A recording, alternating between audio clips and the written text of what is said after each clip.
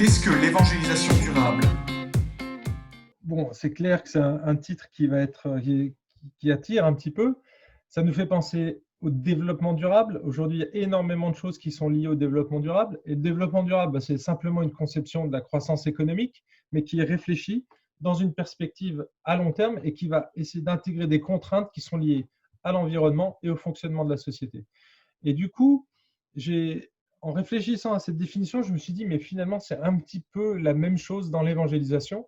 L'évangélisation durable, c'est aussi une conception, hein, donc c'est un concept, mais d'une évangélisation qui réfléchit dans une perspective à long terme et qui va intégrer aussi des contraintes qui vont être liées à la souveraineté de Dieu, qui vont être liées au mandat missionnaire, qui vont être liées au rôle du témoin et ensuite à l'accueil de ceux qui vont entendre l'évangile. Et ça, du coup, c'est ce que j'ai, moi, tiré des Écritures. Et essentiellement, ça s'inspire des métaphores du Nouveau Testament. Et donc, du coup, on va percevoir l'évangélisation comme plutôt un processus et non pas une activité. On va percevoir l'évangélisation d'une manière collective et moins individuelle. Donc, c'est vraiment un travail d'équipe. Et puis, l'évangélisation comme une manière d'être plutôt qu'une activité.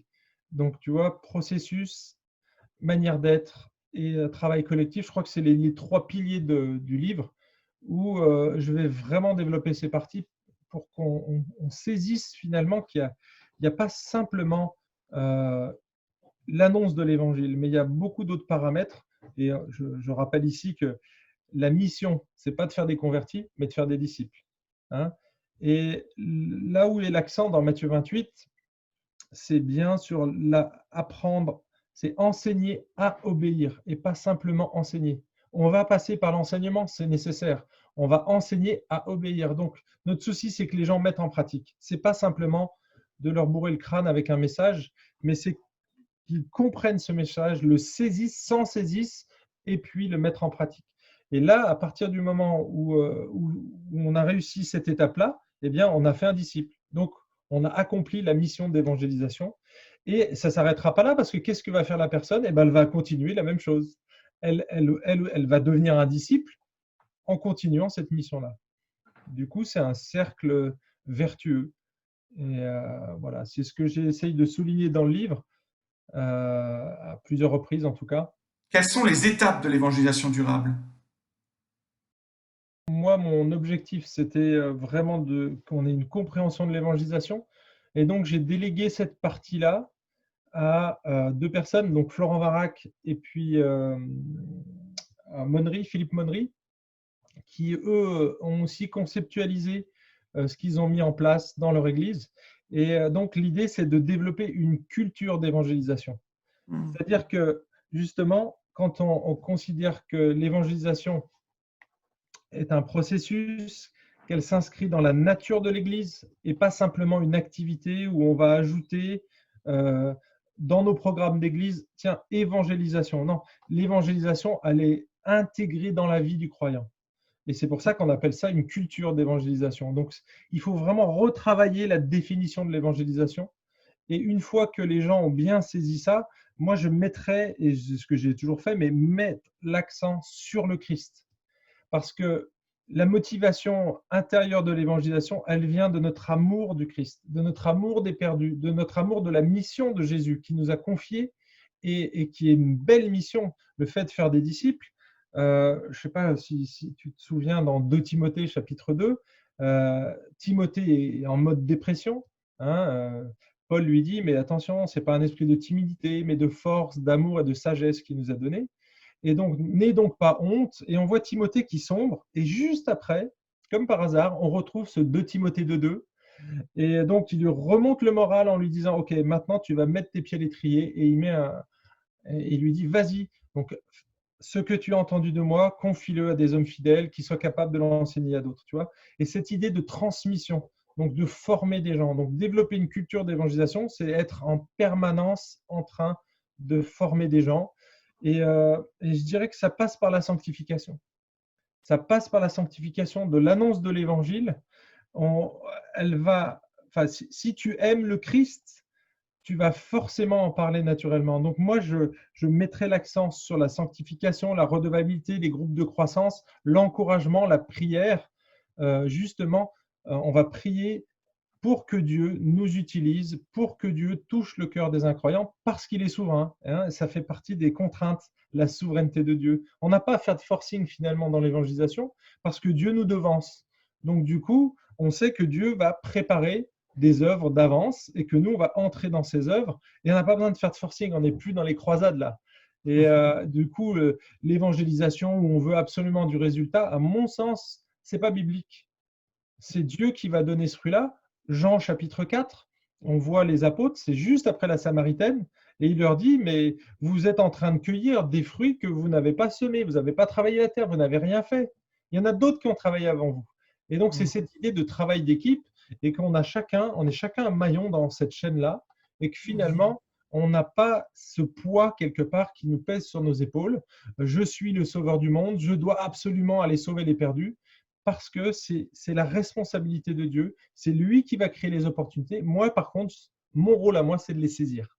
Hein. Et je ne sais pas si tu te souviens de ce texte qui est, à mon avis, mal traduit.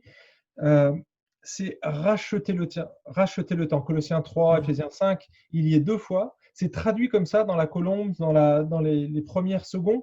La Summer l'a traduit complètement différemment, parce que le terme temps, hein, racheter le temps, c'est plutôt le temps, c'est pas le chronos, le temps chronologique, mais le kairos. Donc c'est plutôt un moment, hein, un instant, un moment.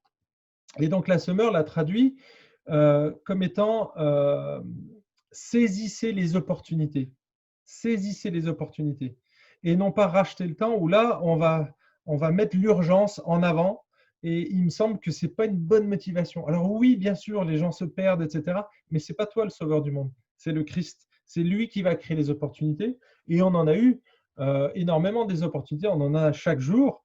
Mais avec le Covid, par exemple, Dieu va utiliser des périodes de crise. Hein, ça peut être un décès dans la famille, ça peut être une maladie, ça peut être un déménagement, hein, tout ce qui va, des facteurs de stress, des mouvements dans notre vie. Dieu va utiliser ces moments-là. Moi, je vois les étudiants, la plupart du temps, ils quittent le foyer familial, ils se retrouvent tout seuls à la fac et comme par hasard, ils sont beaucoup plus ouverts. Ils ont tout à créer, tout à recréer leur univers et on voit quand même ceux qui viennent le plus à la fois, hein, statistiquement, ça reste quand même les étudiants. Et, ou des gens qui ont des perturbations dans leur vie. Et donc, c'est ce kairos, hein, c'est ce moment. Dieu va créer des moments. Il le dit dans l'Ecclésiaste, au jour du bonheur, réjouis-toi, au jour du malheur, réfléchis. Dieu a fait l'un exactement comme l'autre, afin que tu ne connaisses pas ton avenir. Et donc, du coup, l'idée de saisir ces moments-là, c'est Dieu qui va créer ces opportunités dans la vie des gens. Et nous, on est là juste là pour les saisir quelque part. Quel conseil peux-tu donner aux églises? Éviter le copier-coller. Tu vois, nous, on a mis en place un ministère à Dijon, qui est un café. Et donc, l'idée, c'était de voir et de revoir les gens et de les aimer vraiment. Et donc, je suis parti d'un constat de mon église, d'une faiblesse de mon église. Et donc, j'ai mis en place une forme de stratégie, on peut appeler ça une stratégie, mais l'idée, c'était de revoir les gens. On s'apercevait qu'on avait du mal à attirer les gens dans l'église et que nous, on n'allait pas. Tu vois, l'idée, c'était venez, voyez et tournez-vous vers Dieu. Alors que la mission, c'est plutôt d'aller en fait. Donc, c'est à nous de les rejoindre là où ils sont. Et donc, en créant un café, ou alors j'aurais pu très bien m'insérer dans une association. Hein, et je pense que c'est ce que je ferais. Mais voilà, il y avait des opportunités. Il y a des rencontres qui se sont faites comme ça. Et donc, du coup, l'idée, c'était de pallier aux problèmes que moi, je rencontrais. Donc, déjà, c'est faire une analyse des problèmes et des limites dans notre approche vis-à-vis de la population. Notre point de faiblesse, c'est que les gens n'arrivaient pas à voir l'évangile en action. Hein, on sait parler de l'évangile, on annonce l'évangile. Le problème, c'est qu'à un moment donné, il faut crédibiliser ce message. Et il n'y avait pas d'action claire et concrète. Et donc, du coup, voilà, le café, ça a été une manière de créer. Ensuite, il y a les ponts. En fait, on ne savait pas comment atteindre les gens, comment les faire venir dedans. Donc, on s'est dit, OK, on va créer quelque chose d'ouvert. Et donc, en faisant du bien, donc éthiquement parlant, on a voulu intégrer l'évangile dans nos valeurs. Et donc, on a mis en place 8 valeurs qu'on a essayé de mettre en pratique tout au long de ces 11 ans. Et je pense qu'on est à peu près réussi. En tout cas, les témoignages sont assez forts derrière, en disant qu'ils ont retrouvé une famille, qu'ils voient qu'il y a quelque chose de différent dans ce café que dans un autre. Et donc, les valeurs éthiques de l'Évangile sont véhiculées, le don de soi, le service, le fait d'être, comment dire, de viser l'excellence et pas la perfection, le fait de viser le développement durable pour prendre soin de la planète, de développer le commerce équitable pour prendre soin des humains, etc. Donc, ce sont des valeurs finalement que l'on peut intégrer dans l'Évangile. Aimer les gens, aimer notre prochain, ça fait partie. Rentrer en relation, respecter le respect, ça fait partie de l'Évangile, etc. Et donc, on a essayé d'incarner ces valeurs parce que c'était un point de faiblesse pour l'Église. Et donc, voilà, on a créé finalement une structure qui était une structure parallèle à l'Église, mais qui était en lien en fait. Donc, l'idée, c'était aussi d'avoir un lieu neutre. Pourquoi ? Parce qu'à l'époque, quand on l'a créé, eh bien, les gens, quand ils identifiaient les chrétiens, les chrétiens ou l'Église, tout de suite, c'était un rejet. On s'apercevait que si on s'identifiait instantanément dans la conversation, eh bien, c'était très compliqué pour aller plus loin. Et donc, l'idée, c'était pas de s'identifier comme un café chrétien, mais un café qui est tenu par des chrétiens et qui véhicule les valeurs de l'Évangile. Et donc, quelque part, c'est une approche qui n'est pas une approche directe, mais au sein de ce café, une fois que les liens sont établis, après, on peut en parler librement. Mais on ne vient pas avec nos gros sabots en disant, voilà, nous sommes des chrétiens, nous vous annonçons l'Évangile parce que nous connaissons la vérité. C'est plutôt, on vient, on incarne l'Évangile, on crédibilise le message et ensuite, les gens nous voient vivre et sont prêts à nous poser des questions. Et c'est ce qu'on voit dans Colossiens, on voit dans 1 Pierre, où on voit que les gens vont poser des questions. Hein, c'est par retour, c'est en voyant vos œuvres bonnes qu'ils vont questionner quelque part qui nous sommes. Et je pense que c'est ce qui nous manque dans l'évangélisation, c'est que on s'imagine qu'on va dans la rue, ça y est, les gens vont être intéressés par notre message. Mais non, ça ne marche pas comme ça. Surtout pas aujourd'hui. Il y a très peu de gens qui sont super intéressés pour discuter. Il faut prendre le temps, etc. Peux-tu nous donner 3 bonnes raisons d'acheter ton livre? 3 bonnes raisons. La première, déjà, c'est redécouvrir l'évangélisation. Parce que je pense qu'on a figé la définition de l'évangélisation à des actions ponctuelles et à la semence, et que finalement, on passe à côté de la richesse du Nouveau Testament. Donc ça, c'est une bonne raison d'acheter le livre. La deuxième, ce serait plutôt parce que on serait découragé, et donc le livre aurait un impact, je pense, positif, donc pour encourager ceux qui ont perdu la foi dans ce domaine-là.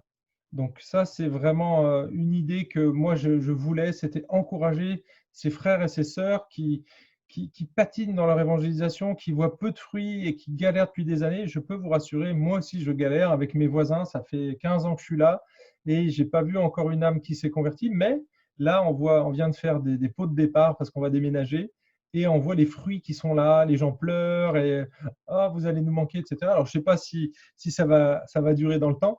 En tout cas, c'est un des éléments, c'est encourager. Et puis l'autre, c'est déculpabiliser ceux qui font de l'évangélisation, mais en mode, comment dire, en mode urgence, en mode je suis obligé de le faire parce que mon pasteur m'y a encouragé. Et je voudrais vraiment que ce livre puisse vraiment vous montrer à quel point Dieu veut vous utiliser, mais pas forcément de la manière dont vous le pensez. L'idée, c'est de penser justement d'une manière sur du long terme, et donc c'est de réfléchir à c'est quoi notre mission, et dans cette mission, quelle est ma place. Et justement, c'est là où on va voir que l'évangélisation directe, le fait d'annoncer l'évangile, c'est pas forcément donné à tout le monde. Oui, on doit être des témoins du Christ, on doit être des témoins vivants, mais on n'est pas forcément des gens qui vont parler des semeurs. Et donc, dans le livre, j'ai mis des tests justement pour déculpabiliser les gens. Mais si on travaille en équipe, si moi je ne suis pas un semeur, je vais peut-être être un gars qui va travailler aux relations. Donc, je serai peut-être un laboureur ou un gars qui va faire du suivi, de la relation d'aide, etc. Et donc là, je serai plus un récolteur. Et donc l'idée où quelqu'un qui n'a pas de temps, quelqu'un qui est pris par son métier, hein, il y a des métiers prenants, il y a des gens qui travaillent la nuit, et donc ou les personnes âgées, je pense à mes voisins chrétiens qui sont là, qui ont plus de 80 ans et qui sont avec des problèmes lourds de santé, mais ils ont un ministère et je leur dis tout le temps, Dieu vous utilise autant que moi. Seulement là, vous avez un ministère de prière, tu vois, donc ils sont arroseurs. Ils peuvent aussi, ils n'ont plus vraiment de besoin, donc ils ont de l'argent à ce stade-là, et donc ils peuvent investir dans la mission et donc participer à des projets. Et donc finalement, on voit qu'au lieu de culpabiliser, de dire aux chrétiens, il faut faire tous ces éléments-là, eh bien, moi, j'ai eu cette approche et cette vision-là, enfin cette vision qui vient de la Bible, hein, c'est pas un rêve que j'ai fait, mais simplement en voyant que chacun avait un rôle. Et c'est cette idée du corps, en fait. Il y en a un qui va être le doigt de pied, l'autre qui va être la main, l'autre la langue, la bouche. Et donc, du coup, on n'a pas le même ministère et au sein de l'évangélisation, le phare. Et après, on est responsable des dons que Dieu nous a donnés pour les faire fructifier. Et depuis qu'on fait ça à Dijon, on a mis en place une réunion de prière et on travaille vraiment en équipe dans ce café. On voit des fruits parce que du coup, on est à la bonne place. Et la personne qui est à la bonne place, elle va s'épanouir et ça va se voir et ça va porter du fruit. Donc voilà les 3 bonnes raisons, enfin 3 raisons d'acheter ce livre. L'évangélisation durable de Franck Segonne est disponible aux éditions Clés.